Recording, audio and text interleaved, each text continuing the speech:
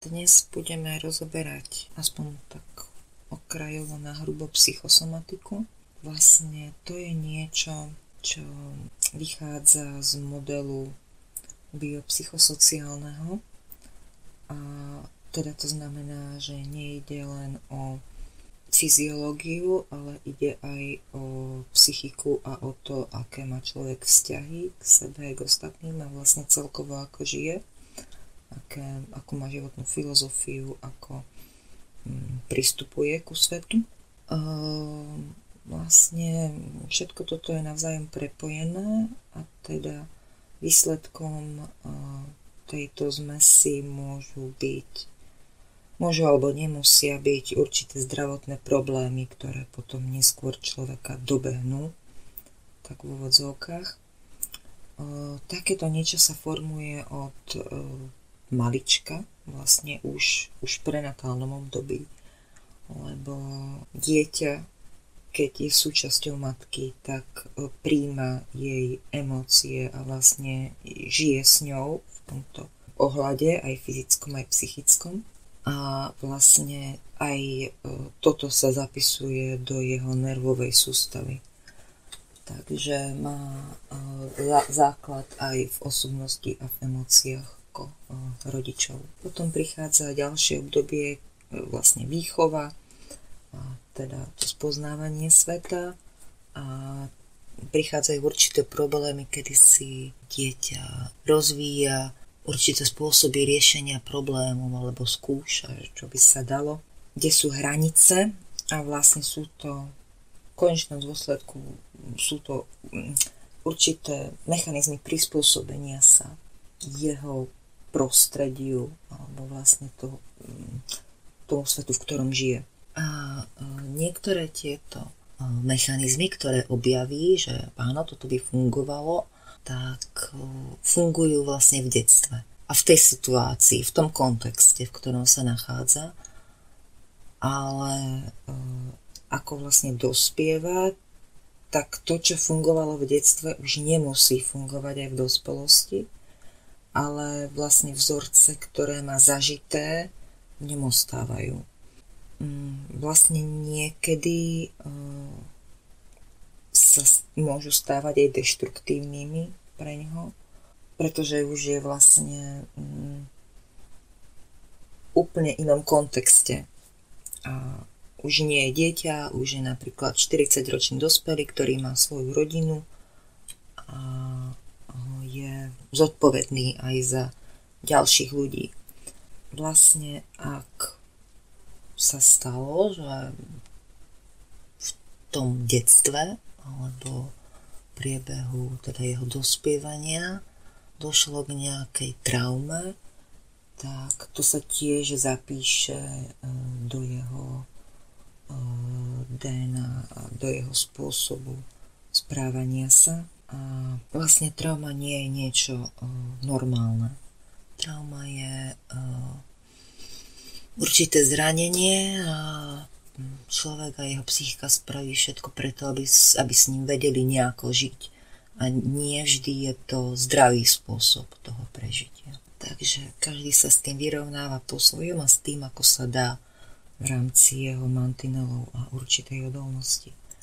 A vlastne takéto traumy alebo potláčané problémy alebo niečo, čo napríklad človeka zožiera alebo keď nevie niekomu odpustiť a trvá to dlhé roky, tak má to vplyv na jeho telo, pretože človek je aj fyzické, aj psychické.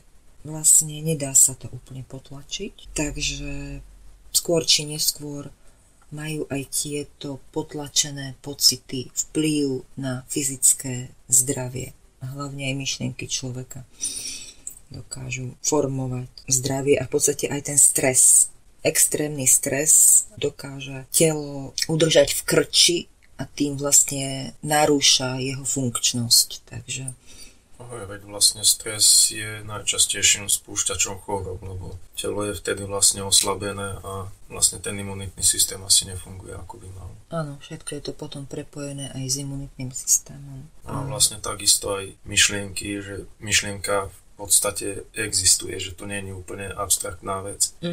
A tá myšlienka spôsobuje nejaký psychický stav toho človeka. Čiže aby aj ostatní pochopili, že to má nejaký následok. Áno, presne tak.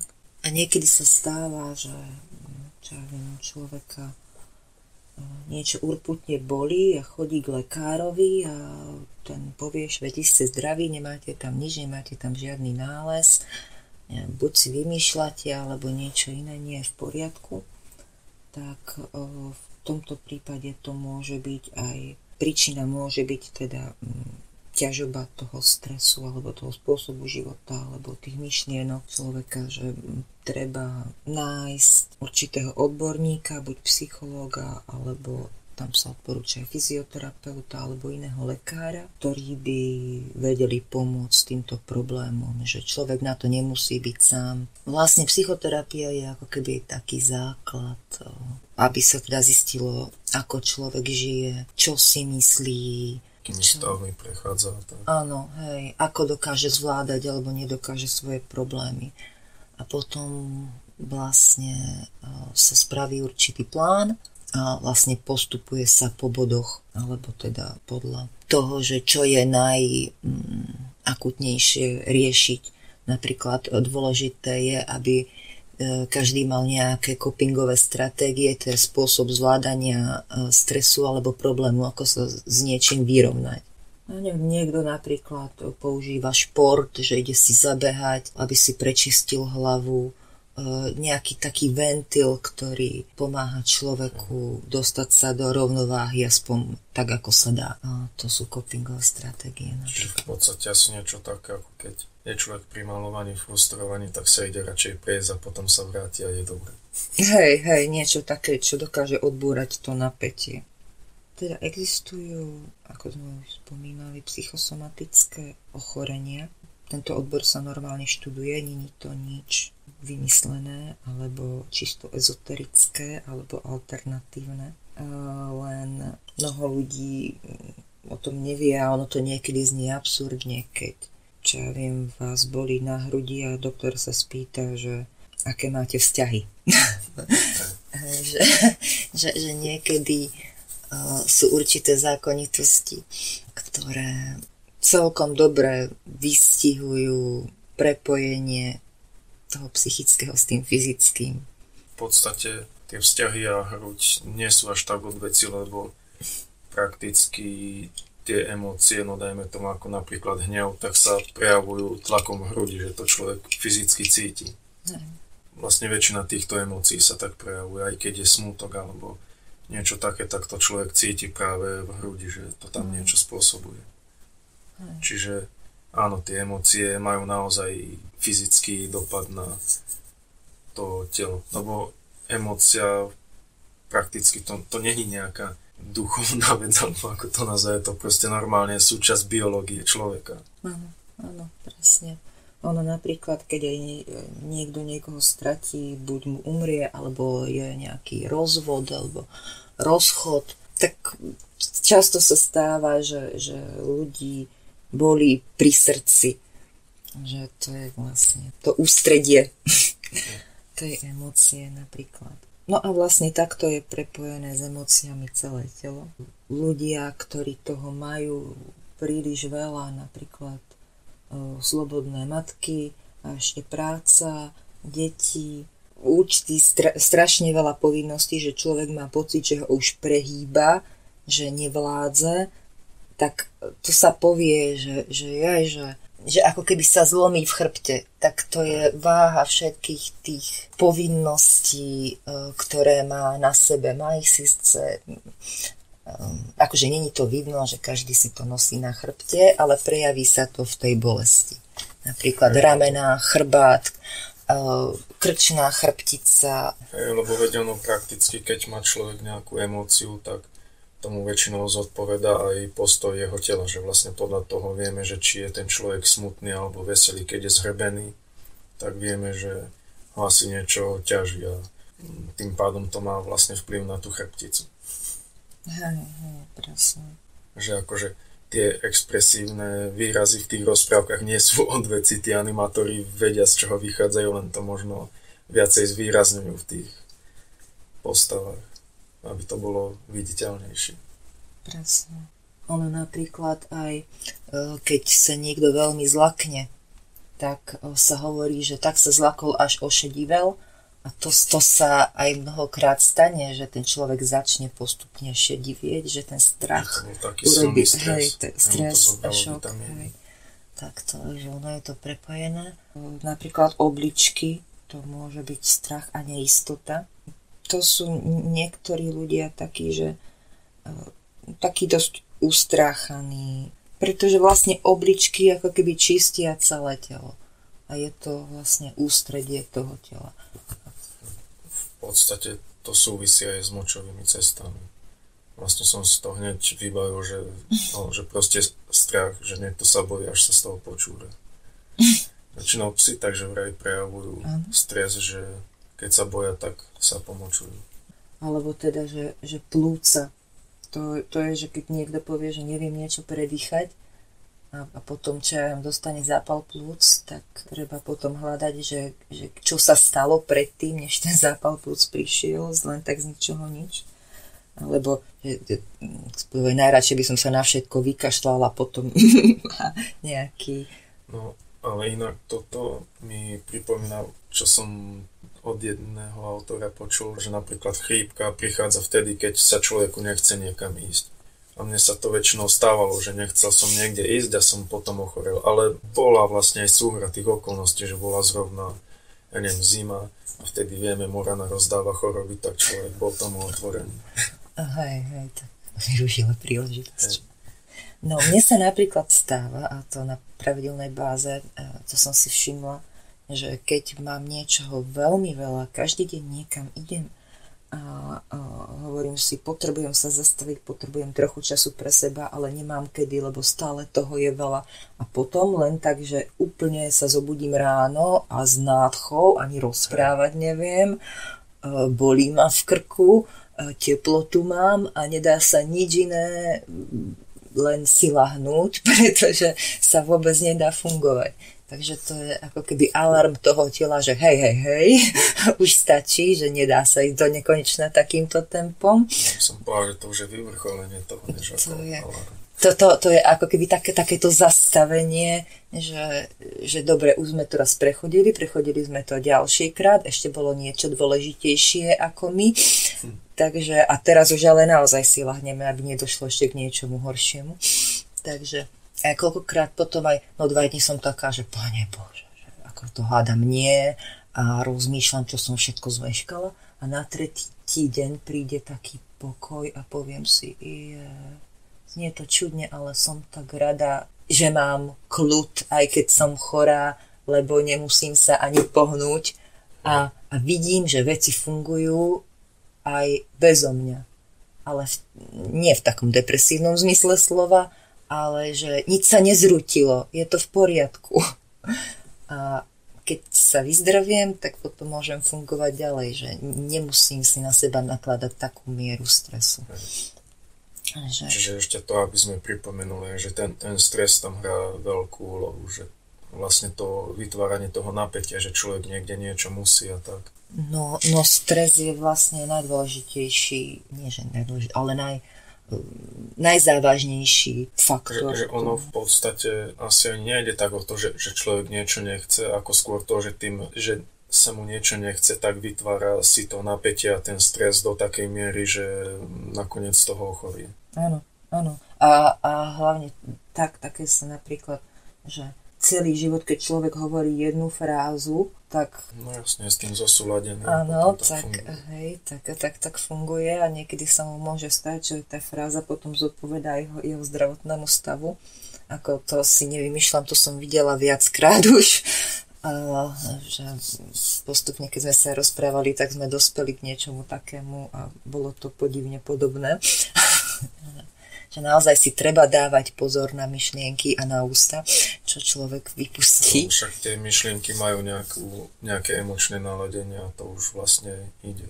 Hej, ako pozor na to dávať, že človek má trafy napríklad, lebo keď sa to 50 rokov živí, tak nikdy neviete, ako to môže skončiť. No a potom také klasické ako migrény a žalúdočné potiaže, tak to je tiež výsledok obrovského stresu a chronické choroby tiež. Čiže vlastne by sa dalo povedať aj napríklad, keď má človek úzkosti napríklad pred cestovaním, že si balí veci a nevie teraz čo a už cíti, že začne každú chvíľu behať na záchod. Áno, to je z tej úzkosti, to je z toho stresu, telo automaticky na to reaguje takýmto spôsobom. Všetko je prepojené.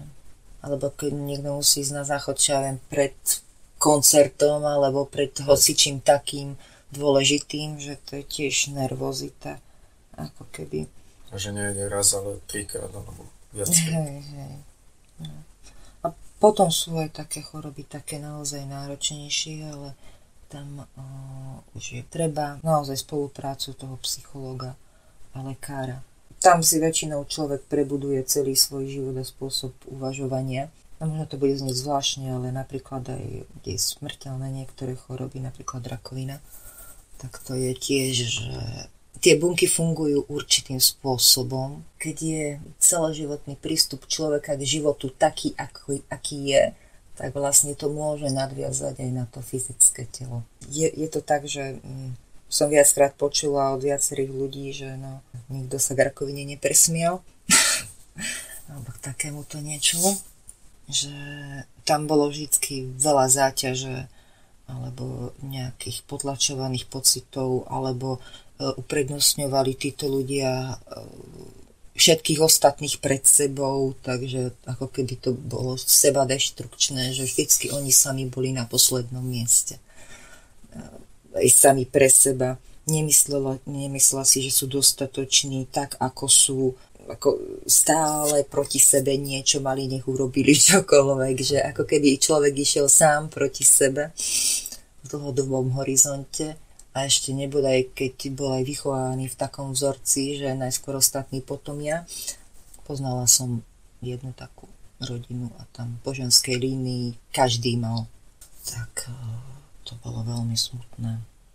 Taký prístup k životu. To ako dosť závažný predmet, čo mi potom prichádza klasická otázka, že či si myslíš, že sa v tejto spoločnosti dosť kladie dôraz na tieto veci, alebo je to ešte taká neprebádaná téma, že sa moc o tom nehovorí.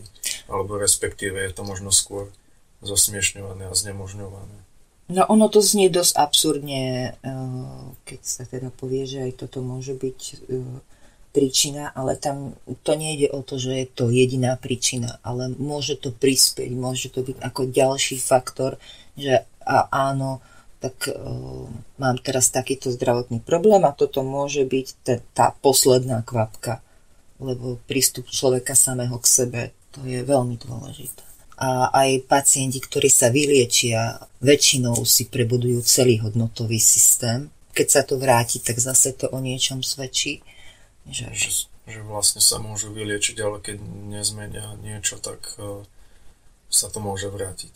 Hej, lebo ako si povedia, dobre, tak som v poriadku a potom pomaličky sa zase môžu navrátiť k tomu, čo bolo, alebo vznikne zase niečo nové, zase podľa tých starých vzorcov. To už potom v niektorých prípadoch súvisia aj so zmenou charakteru človeka, že?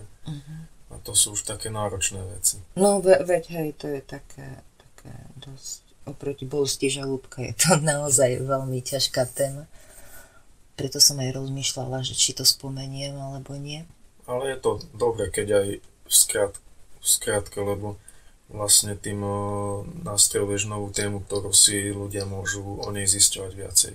Vlastne sa dá vedieť, že aj takéto niečo existuje.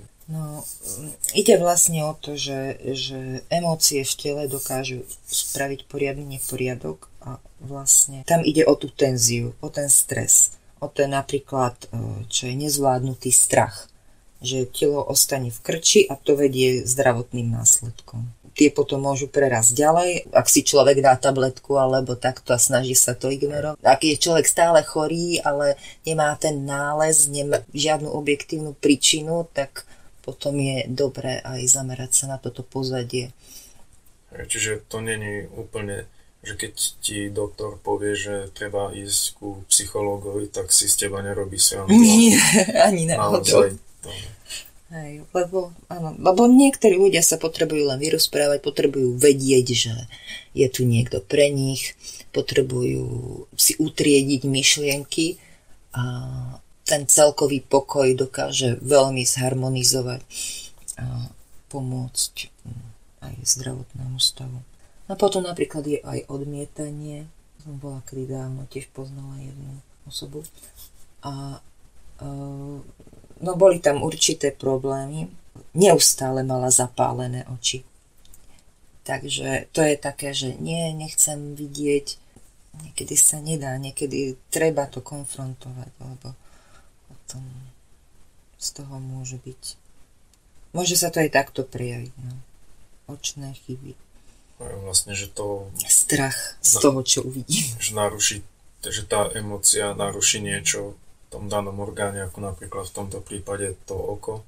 A už vlastne tie vplyvy zvonku majú priestor prejaviť sa nejakou chorobou alebo tak.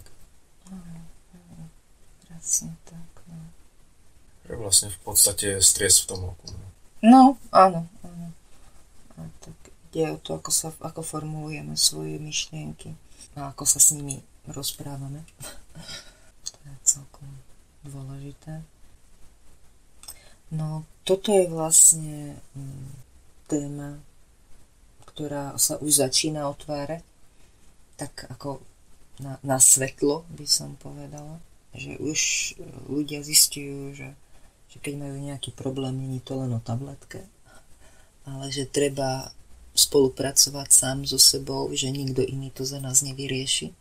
A že vlastne prvý krok k vyliečeniu sa hovorí, že priznať si tú chorobu a prevziať zodpovednosť za svoje zdravie. Asi tak ako pri závislosti.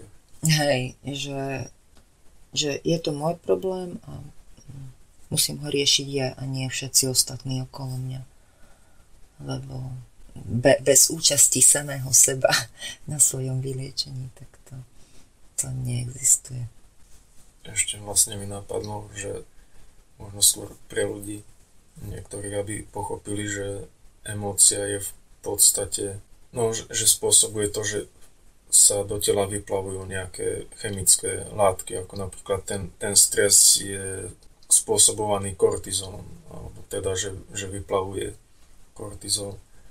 A vlastne keď má telo príliš veľa tejto látky, tak sa to môže prejavovať teda tými chorobami. Teda k tomu aj dobre rozumiem.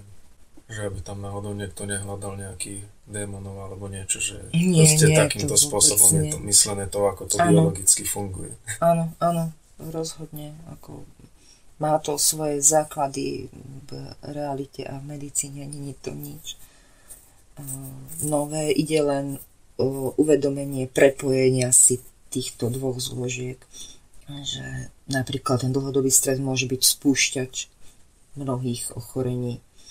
Napríklad bolesť hlavy. Keď má niekto plnú hlavu starostí, tak má často migrény, tak to spolu navzájom súvisí. To bežne, keď aj človek nad niečím rozmýšľa, hlavne cíti napätie z tých myšlienok, tak to napätie cíti fyzicky, že mu ide až hlavu rozstreliť niekedy. Svojím spôsobom asi to zvyšuje tlak v hlave, proste ten tel. No a tam potom môžu pomôcť napríklad aj dýchacie cvičenia, teda okrem teda vyriešenia tých starostí. Neviem, a asi je to v skratke všetko. Asi by som sa nepúšťala teraz do tých psychických ochorení, ako je anorexia alebo takto, lebo to je zase ďalšia väčšia téma, ktorá... Čiže môže to spôsobovať aj nejaké psychické veci, že nie len fyzické. Áno, veď akože anorexia je hlavne o myšlienkach. To má veľký základ v tom. Je to o vonkajšej prezentácii, ale je to hlavne o spracovaní toho očakávania, ako by som mala vyzerať. Že je to v podstate úplne blbosť. akože tak, že... No, že keď človek má sebahodnotu a dokáže si stáť za svojím a vie, že som celistvý, hodnotný a inteligentný človek aj bez tohto, tak... A to je veľmi ťažké, lebo to je spojené aj s tými sociálnymi otázkami. Takže to zrejme neskôr. Dobre, veď akože v podstate ani nemusíme úplne tak rozširovať tú tému. Prakticky stačí aj to, že sme vôbec niečo načrtli a ak sme v tejto hlavnej téme nespomenuli všetko, tak v podstate poslucháči alebo diváci si môžu doštudovať o tom, rozšíriť si obzor, že nezakladať sa len na tomto jednom rozhovore. Určite sa dajú nájsť aj ďalšie rozhovory s ďalšími odborníkmi. Áno, teraz je o tom aj veľa kníh, takže dajú sa doplniť informácie. To spoľahlivo. Takže ja dúfam, že to bolo zrozumiteľné. Tak veľká vďaka za tvoj čas a živu, ktorú si poskytla pre tento rozhovor. A ďakujeme aj vám, že ste si rozhovor vypočuli až do konca a hlavne za to, že sa vôbec zaujímate o túto tému a tak napomáhate o svete. Dovidenia, pekný deň alebo večer. Ďakujem aj ja. Dovidenia.